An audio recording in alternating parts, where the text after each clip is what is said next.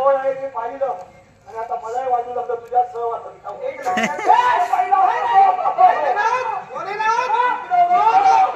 मूर्ती दुर्वास महन म्हणाले आपल्यामुळे तुम्ही आलात म्हणजे त्यांच्यामुळे तुम्ही आलात असे म्हणाले.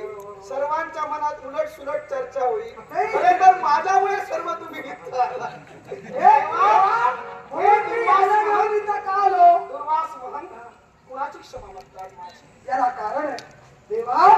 राजा अंबरीश याच्या बाबतीत आमच्यातून जे काही घडलं त्यानंतर तू आम्हाला शासन करण्यासाठी पाठविलं असते तुझं सुदर्शन.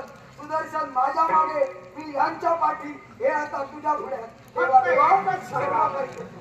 जी क्षमा तुम्ही माझी मागतात ती क्षमा आपण भक्तराज अंबरीशांची मागाल. जर भक्तराज अंबरीशाने आपल्याला क्षमा केली असेल तर निश्चितच म्हणजे आम्ही आमच्या मनातून आपल्याला सुदर्शनाचा क्रोध आणि सुदर्शन थांबण्यासाठी फक्त अंबरीशांची केवळ क्षमा मागणं गरजेचं. निश्चितच विश्वाचा स्थैर्य सुरळीत राखण्यासाठी आणि आम्ही केलेल्या कृतीचा पश्चाताप आम्हाला होतोय त्याचं प्रायश्चित्त घेण्यासाठी आम्ही तयार आहोत. अंबरीश आमच्या ठिकाणी वास्तव्यास आहे. रसिका साई फोटो स्टुडिओ आमचे परमित्र साई मिस्त्री आपला परदबद्धश्रय मनपूर्व आभार. एक दशावतारी कलावंत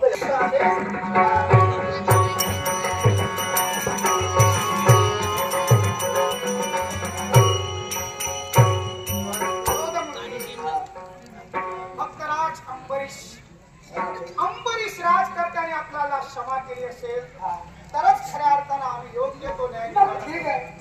भक्त अंबरीश सांप्रत देवी या दुर्वासानं आपल्यावरती जे काही घडलं त्याचं प्रायश्चित्त आम्हाला घ्यायचं आहे तेव्हा आम्हाला क्षमा.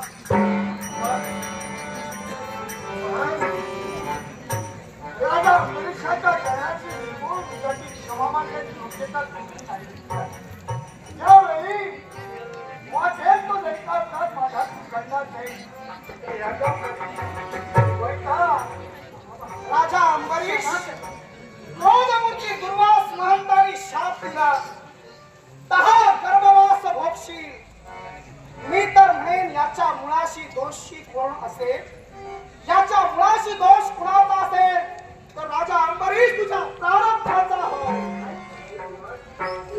क्रोधमूर्ती दुर्वास महंत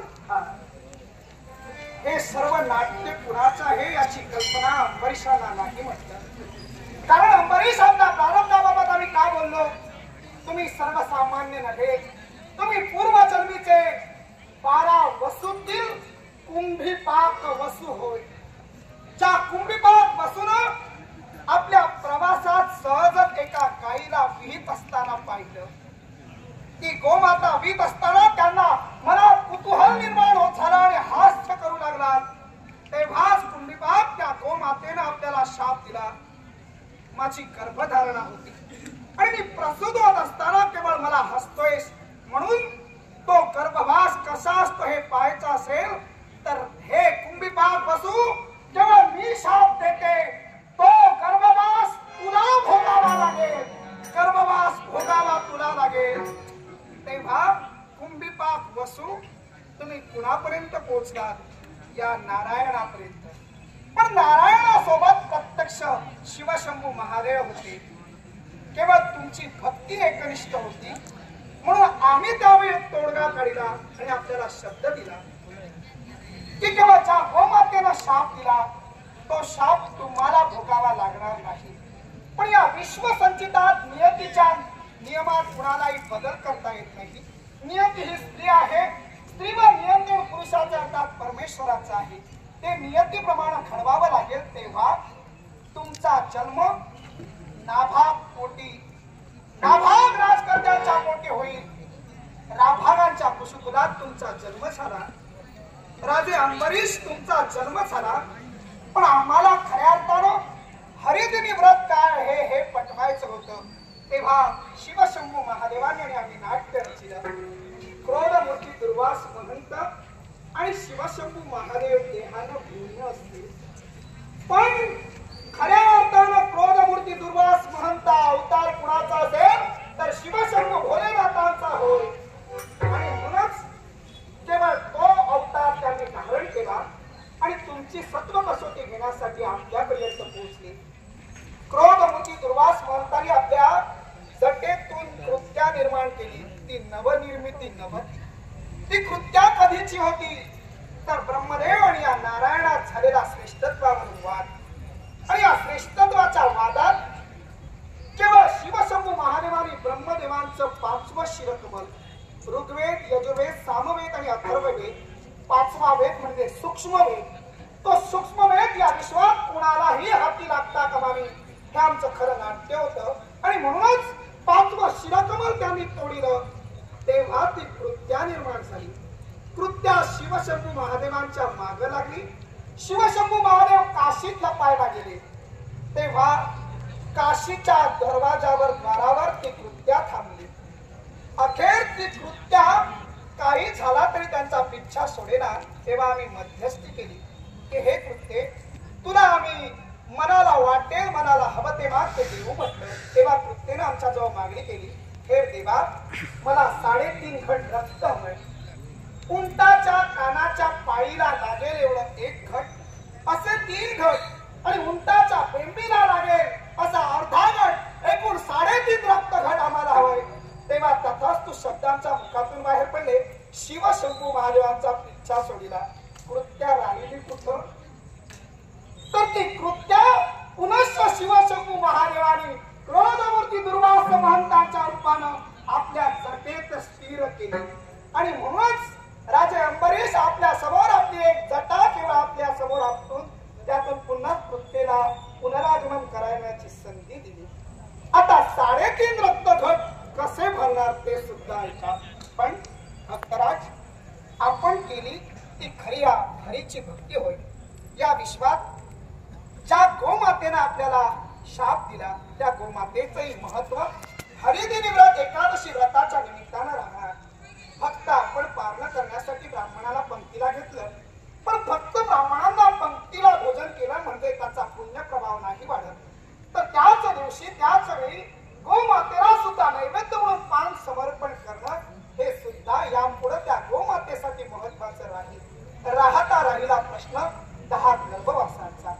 तो 10 गर्भवास 3.5 रक्तघटाशी संलग्न असणार. हे भक्तराज, शाप ज्याला मिळतो त्यालाच भोगावा लागतो.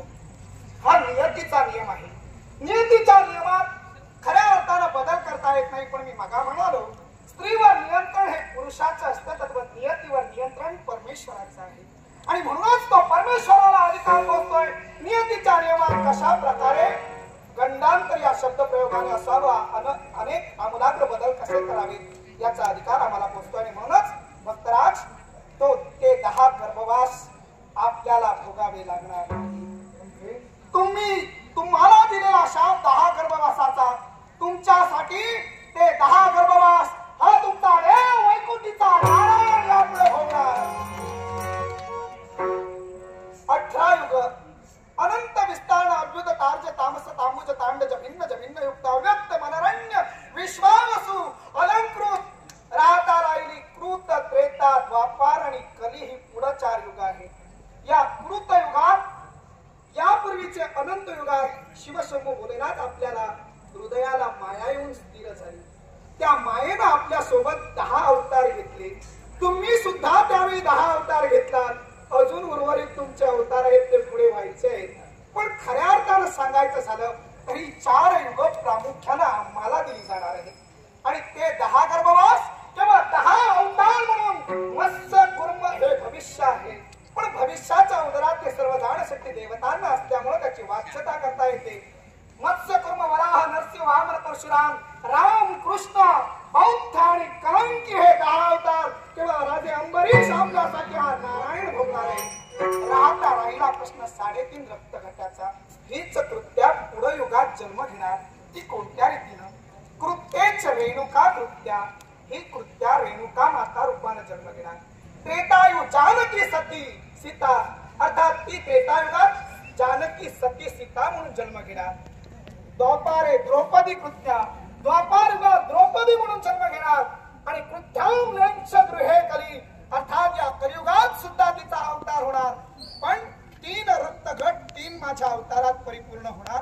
या 3 स्वरूपानं, कारण या कृत युगातील, त्रेतायुगातील आणि द्वापार युगातील अनुक्रमानं म्हणजे रेणुका माता, देवी सीतामाई आणि तिसरी म्हणजे केवळ देवी द्रौपदी यांच्यासाठी या विश्वात रक्तपात घडेल आणि तेच रक्त उंटाच्या कानाच्या पायीला लागेल. अखिल विश्व व्यापून टाकणार असेल ते 3 रक्तघट आणि पुढे येणाऱ्या कलियुगाच्या ठिकाणी उंटाच्या बेंबीला लागेल असा अर्धा घट रक्त पूर्ण होईल आणि 3.5 रक्तघट प्रत्यक्ष तुमच्या जटेतून निर्माण झालेली कृत्या केव्हा राजा अंबरीशासाठी 3.5 रक्तघट प्राशन करून खऱ्या अर्थाने या विश्वात तृप्त होईल. पण भक्तराज केवळ 10 गर्भवास या वैकुंठीच्या नारायणानं भोगेला शब्द दिला, पण अखिल विश्वाला कळायला हवं नमे भक्त हा प्रणच्छती, माझ्या भक्तांचा कदापि नाश होणार नाही. आणि म्हणूनच केवळ प्रत्यक्ष कुंभीपाक वसू जो नारायणाचा आणि शिवशंकरांचा निस्सीम भक्त होता तो या विश्वात केवळ अंबरीश राजा म्हणून जन्म घेता झाला आणि अंबरीशाच्या सत्व कसोटीसाठी प्रत्यक्ष शिव गेले म्हणजे क्रोधमूर्ती दुर्वास महंत गेले आणि अखेर न्याय निवाडा करण्यासाठी 10 गर्भवास या नारायणानं भोगण्याचा शब्द. पण या परिस्थितीत ज्याला कार्य दिलं त्याला स्थिर करतो फिरतो. सुदर्शन राहिला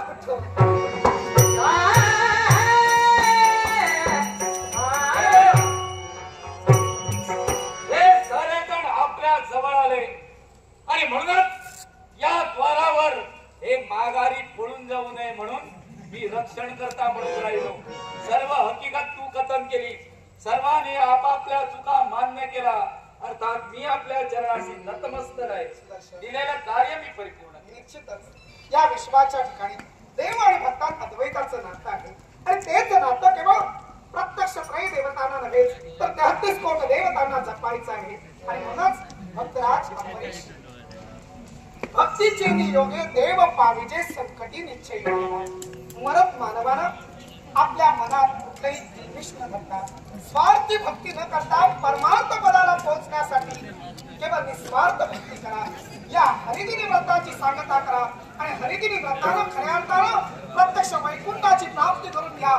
पूर्व संचित कुणालाही चुकलं नाही, पण पूर्व संचित केवळ ते बदलण्यासाठी नवीन जन्मात मात्र पुढील पाप न करता केवळ राजा अंबरीशाप्रमाणे भक्ती करून